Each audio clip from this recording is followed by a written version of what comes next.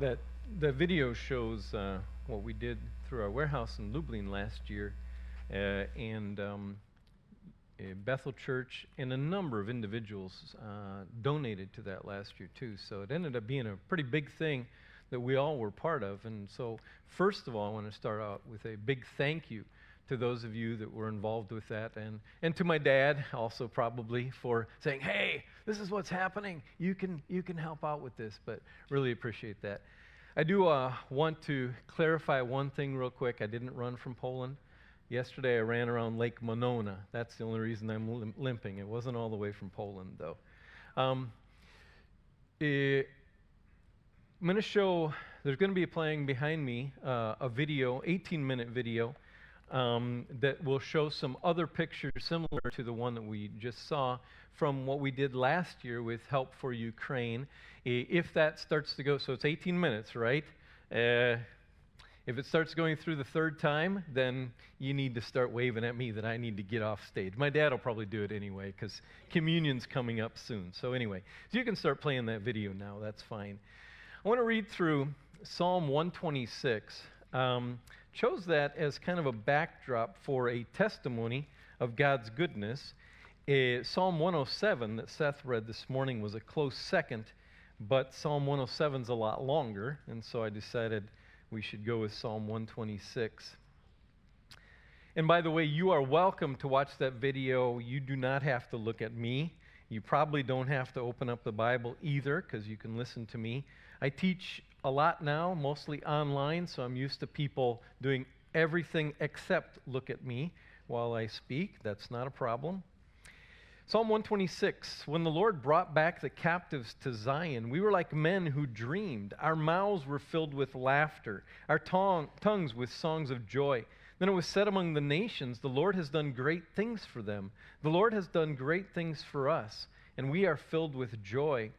Restore our fortunes, O Lord, like streams in the Negev. Those who sow in tears will reap with songs of joy. He who goes out weeping, carrying seed to sow, will return with songs of joy, carrying sheaves with him.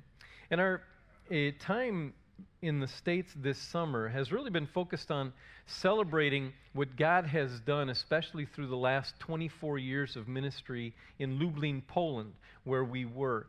I served as pastor of a Baptist church there in Lublin for 15 years. Kay was responsible for our Sunday school, also huge part of our worship ministry and ladies ministry. But we moved from Lublin in October of last year, and so we had a chance to reflect on what God has done over those years. And so that's why Psalm 126 resonates with me. Psalm 126 is what's called a song of ascents, and the idea is it was probably, we don't know for sure, but I think it's a pretty fair assumption that it was sung by pilgrims as they headed up to Jerusalem, possibly celebrating return from the exile, as pilgrims then would be praising God, rejoicing in what God has done. And so there's the element in there of praise, of thankfulness, of also the idea of harvest in there. But Psalm 126 also includes an element of, yeah, it's great what God has done, but it's not quite done yet, as we have the idea of restoring fortunes in the Negev, or going forth and weeping and then reaping in joy. So, when we look back at those 24 years in Lublin, we started off rough.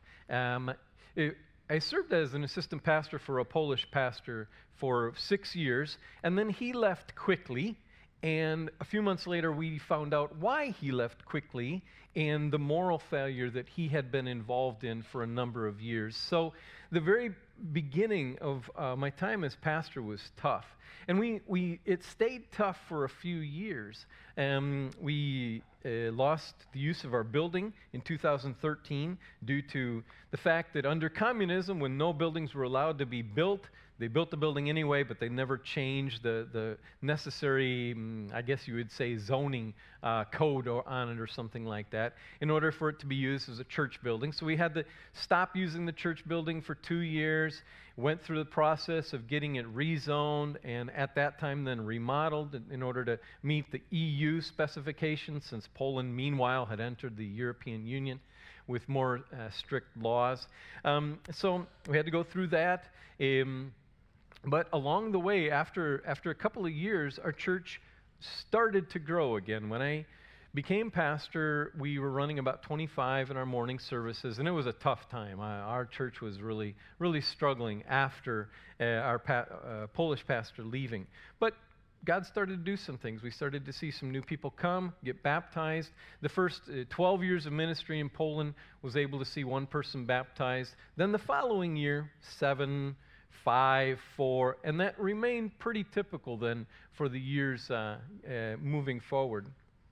But especially in 2014, we started to see even more growth, because in 2014, Russia invaded Ukraine, our neighboring country. They annexed Crimea, and they took over parts of 2 provinces in the southeast. And as a result of that, about 2 million Ukrainian refugees came to Poland beginning in 2014 through the next couple of years. Poland is the least evangelical country one of the least evangelical countries in the world, and one of the least evangelical countries in Europe.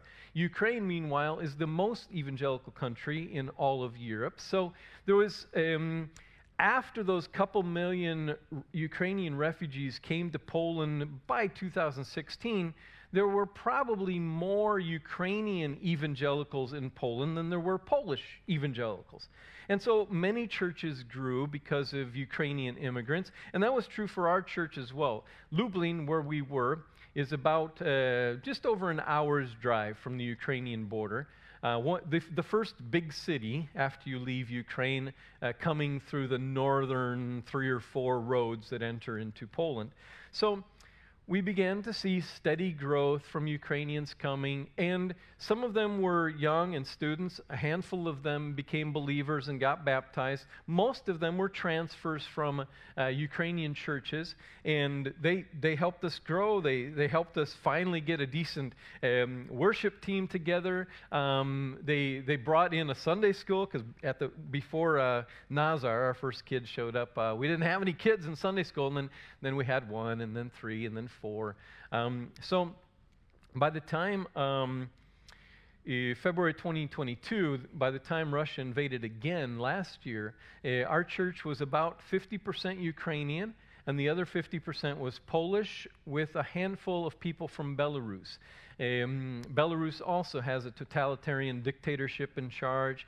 There were massive riots back in 2021 because of falsified elections. There's still thousands of Belarusians in prison because of that, but also then people came to Poland. And again, Belarus also has a fairly larger evangelical population than Poland, so some of them joined our church as well. So by February of 2022, our church looked like that. These 3 Slavic countries coming together. Now, it isn't necessarily an easy thing, because these 3 countries have a long, complicated history.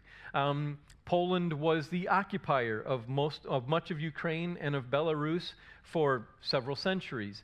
There have been massacres on both sides, especially between Ukrainians and Poles. There's differences in church culture, but we intentionally tried to bring them together, help Ukrainians and Belarusians assimilate into Poland. And it was really, we saw God working through this as the Poles were hospitable, the Ukrainians and Belarusians were humble and not importing their church culture into Poland. And our church was looking pretty good in regards to that. Many churches in Poland struggled with that, struggled to integrate Ukrainians into Polish churches, or the Ukrainians struggled to integrate into Polish churches. But we were able to have this multicultural church. So by the time Russia invaded last year, we'd basically doubled in size up to about 50 or 60 people. And the benefit, of course, was that there was this mix of different cultures. So in the end of 2021, we identified our next pastor. Kay and I were already thinking about moving on from Lublin, and we identified a young man who is from Western Ukraine, received Polish citizenship this year. He came with his wife and 2 children. Another one's been born since, and another one's on the way. So they came in 2018. His mom came a few months earlier, along with her invalid husband. And so we identified him as our next pastor. In January 1st of 2022, we called him as the future pastor. So, and again, he's a great fit for the church as it is now, much better fit than I was or am or could even hope to be. Roman speaks Ukrainian and Russian and Polish and some English. So he fits in really well. Plus, he's a good example of somebody from Ukraine who has assimilated well into Poland, and he's able to help other people do that. But all of that really is background from what God, I think, also was orchestrating along the way to show how God was able to use us then, starting last February when Russia invaded.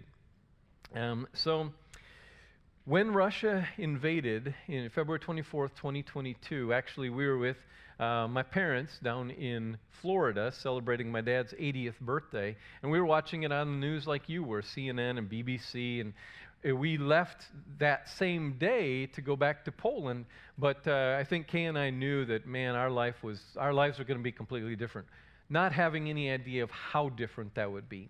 So when we landed in Europe, we immediately had all kinds of messages of people looking for either my acquaintances in Ukraine, looking for places to stay in Poland as they were fleeing Ukraine, or with people in our church starting to ask, where can we house these refugees that are coming?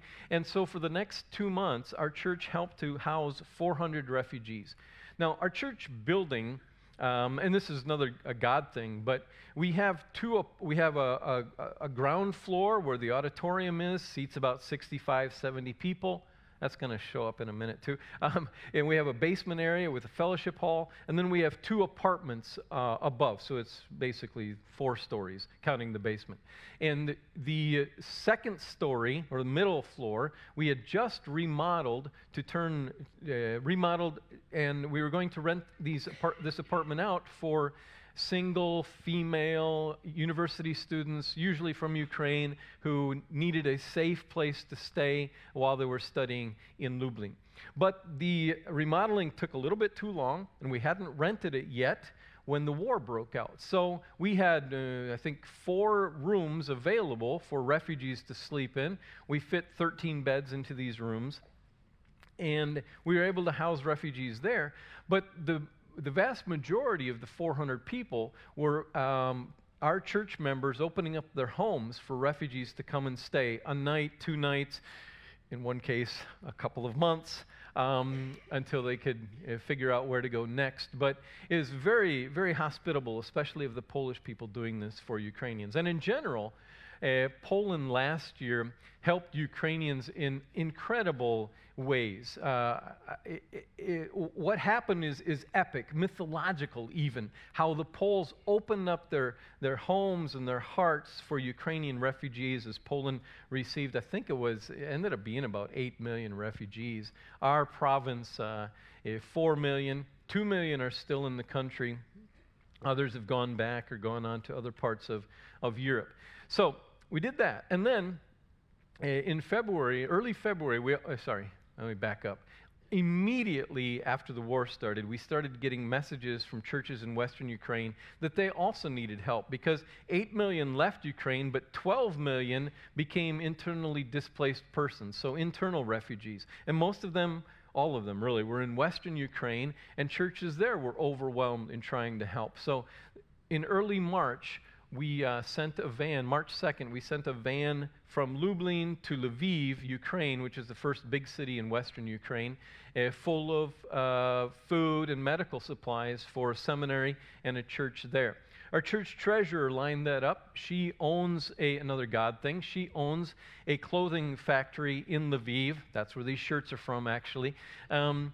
although I think they're one-offs for us. But anyway, in Lviv, and she'd owned it for 10 years. She's Polish, but so she had this experience of import, export, customs, and everything that was necessary. So we were able to send that with her, and then over the next 2 weeks, she did that another 7 times. And then we started to get requests. And we started to get donations from the West, and we also got requests from churches in Ukraine, hey, maybe we could come and pick some things up if you have extra donations. And we did. Actually, another miracle with that is we had our first bit of donations given to us, and I needed a place to store it. Wasn't room in our church. Our church building isn't that big. So I contacted a friend of mine and said, hey, who has like a big liquidators store, something like that. He's got huge warehouse space. I said, hey, Gerard, can I use a bit of your warehouse space? He says, yeah, actually, Randy, I was just cleaning that out thinking that somebody might need some warehouse space. So we used a corner of that. But then one day we got word that, this is like 3 days later, but we got word that 8 vans were coming from Germany full of aid for us. And it wasn't going to fit anymore in this warehouse space. So I called our church treasurer, Danuta, and said, hey, we need warehouse. She said, well, I don't know if I can get something like that. I'll let you know. Half an hour later, she had 2 warehouses available for us for free. Problem was they were about 45 minutes away. But we used those for the next week or 2. But that also wasn't very helpful. 45 minutes for drivers to come, and an extra 45 minutes, making an hour and a half round trip. So I called another friend who owns a big fruit and vegetable company in Lublin and said, hey, Jacek, do you have a warehouse space that we could use? He says, no, but I think Krzysztof does. So I call Krzysztof, and Krzysztof says, no, I don't have any. But why don't you call Krzysztof, another Krzysztof, it's pretty common. Call Krzysztof and ask him. I think he might. So I call Krzysztof, and Krzysztof says, well, I don't, but Victor has some. I know he has some. He rents the warehouse from me. So call Victor. I think maybe he's even already thinking about that. So I call Victor, and I go over and meet with Victor. And Victor had access to 4 floors of warehouse space, and he had started to clear out the top floor in this old tobacco plant, which huge place. And so he had started to clear that out, thinking that some organization might need it for humanitarian aid. So here we go. He shows me this space, 500 square meters, or speaking American, about 5,000 square feet of space. And he said, listen, you guys can have half of this in case somebody else needs the other half. So it took us a little while, but we started moving things in there. And then Danuta, who's just incredible, she's a hero for Poland and Ukraine, but Danuta ordered 36 tons of grain that we were supposed to send on to Poland, 36 metric tons. So 36 pallets of oats and rice and millet and buckwheat and barley. And Victor sees this, he says, we can't put this here. It's on the 4th floor, old building. We had to put everything heavy next to the pillars that are in the warehouse. So he said, but you know what? I have an idea. So he goes and he opens up these double doors. Here's another 500 square meters of warehouse space. You can have this space for free. You just need to clean it out. So he said, and you can have the whole space. So he gave us 10,000 square feet of warehouse space to use as long as we wanted. Huge blessing from God, and that allowed us to do what we did. So you saw in the video before, 740,000 pounds of food, 335 metric tons of food that we were able to send to Ukraine. And so after Danuta took her van to Lviv a few times, along the way she had a missile strike just about 50 meters from her van, different stories like this, and air raids and all of this. We invited Ukrainians to come with their vans to time number 2, right? All right, so we invited Ukrainians to come and fill up their vans. And so until the end of July, when we closed down the warehouse, 196 times a vehicle from Ukraine came and filled up with food and medical supplies and took it back. And 740,000 pounds of food is difficult to imagine, but it includes 140,000 cans of Spam, which is a wonderful thing in wartime, 13,000 cans of tuna.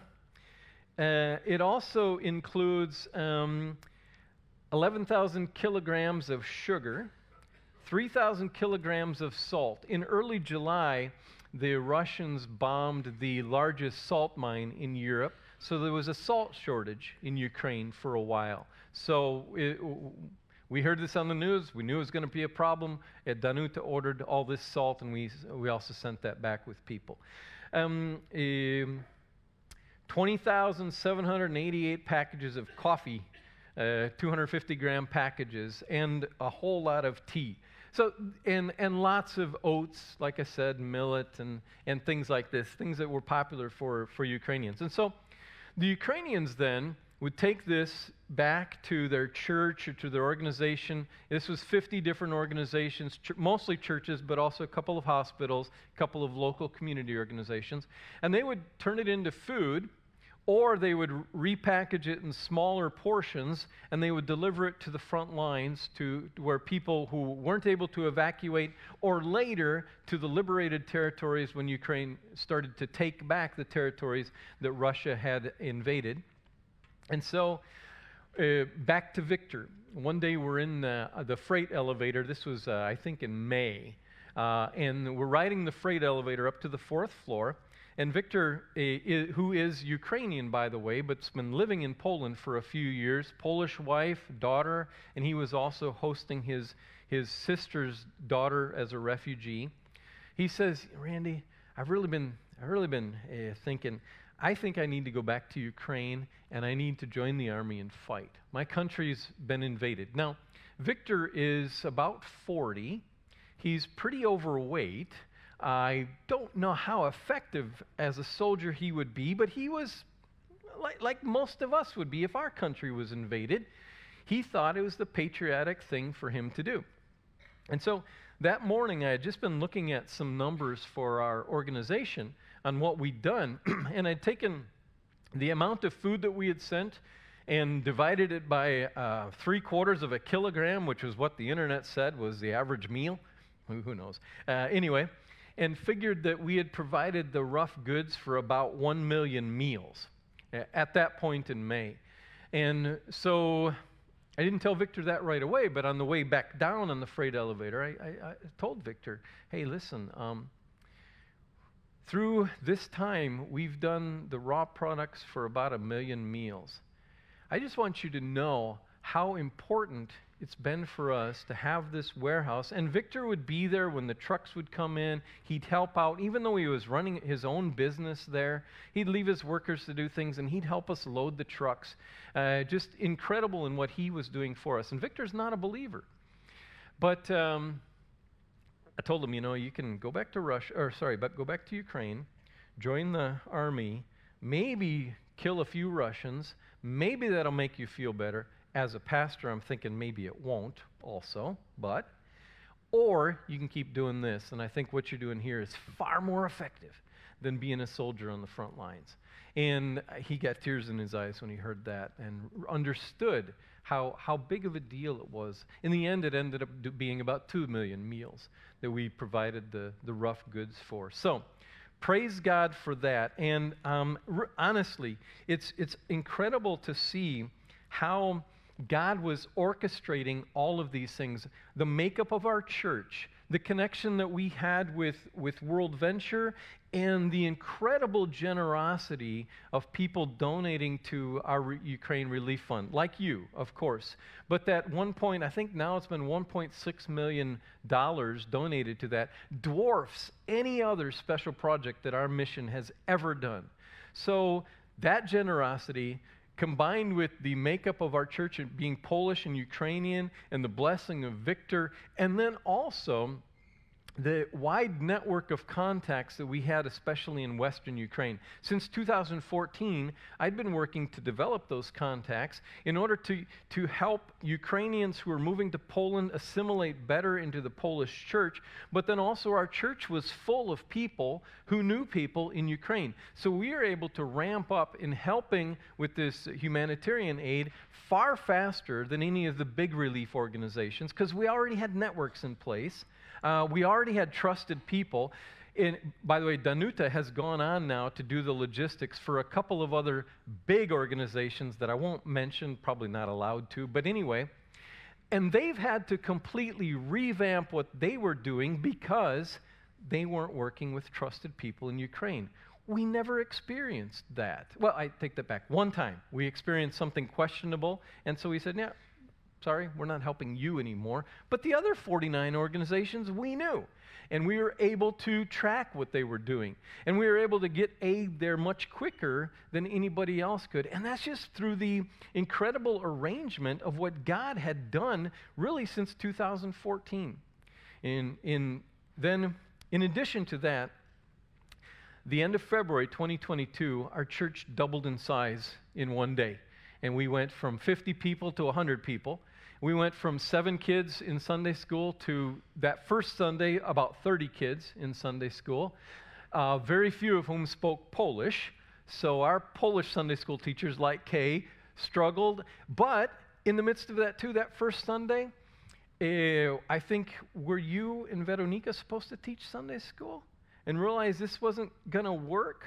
I always get this story wrong. I should let Kay tell it. But anyway, so the 2 of our Belarusian members stepped in and led Sunday school on the spur of the moment in Russian for these kids who'd come from eastern Ukraine. So they were Russian-speaking. Russians have mostly killed Russian-speaking people in Ukraine, not Ukrainian. They're supposed to be protecting them, according to their propaganda. Anyway, but the Belarusians were able to step up and help out, and that was also a testimony of God's grace, because Belarus has been aiding Russia in its invasion of Ukraine. So some Ukrainians aren't happy with Belarusians.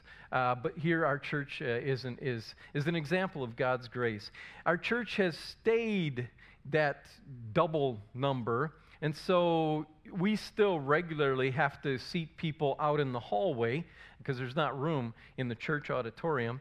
And Roman has inherited now a church that's completely different from the church when we began. But again, he's the perfect fit, and it's great to see how God has worked through that as well. So that's what happened last year. Then Kay and I had already been planning on moving on from Lublin before the war, before this last invasion. So in January of 2022, we decided we would move to Wrocław over in southwest Poland. And we did in October of last year when it was finally okay to go. And I teach there and in a seminary in Warsaw and in a mission school, and helping to start a seminary in Tanzania. We're going to have our first graduating class actually on Saturday. I'll leave on Wednesday from Poland to Tanzania to celebrate this graduation. So excited about that, and teaching in a couple of other places in Europe as well. So that's what life looks for me now. Published a couple of books. They're on the back table if you want to take a look at those. There's also some picture books from what happened in Ukraine. In Wrocław now, Kay teaches in a language school, and she uses the income from that to pay for our apartment. So I'm, as long as she keeps doing that, I can keep living with her, hopefully, as long as I'm nice to her, right? So anyway, that's what's happening with us now, which seems so small in comparison to last year. But we see how God is continuing to use and how the work isn't done. So back to Psalm 126. In both Ukraine and in Poland, there's so much still to be done. We have seen great works of God last year in Poland, not just through what we did with the warehouse and humanitarian aid and medical aid. That's a big part of it. Also, though, how God answered prayer for refugees finding places to stay, but also how God is orchestrating events for Ukraine. For the last 25 years has been the largest missionary sending country in Europe. Ukraine is a great example of a Christian nation. Don't listen to the Russian propaganda that says it isn't. It's incredible.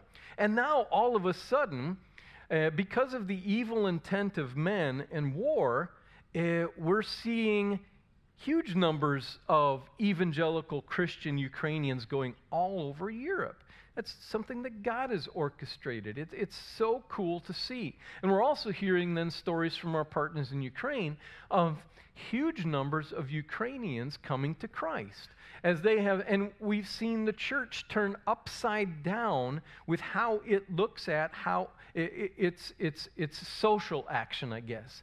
The Ukrainian church up until 2014, evangelical church, so Baptist, Pentecostals, whatever else might fit into that evangelical definition, almost all of them had kind of a fortress mentality. Coming out of communism was part of it. Also influence from certain persuasions, I guess, in America, that the church really should not be involved in social action. The church is just a place to gather people in, and evangelism frequently was done only within the church walls. But that started to change in 2014 with the first invasion, as Ukrainian churches saw the need to help refugees, and now it's gone completely upside down since last February. As now, the Ukrainian evangelical church is leading the way, even though it's not the largest church group of churches in Ukraine, it's leading the way in helping people. And so that's why President Zelensky said last year that after the war, Ukraine will either be atheist or Protestant. And Ukraine right now is Orthodox. Atheist, this is my interpretation of his words, atheist because sometimes war produces that, a lack of faith in God. Protestant because the Protestant churches have done so much to help people in need. So praise God for that. So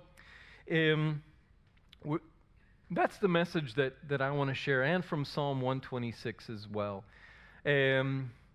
Our mouths were filled with laughter, our tongues with songs of joy. Then it was said among the nations, the Lord has done great things for them. The Lord has done great things for us, and we are filled with joy.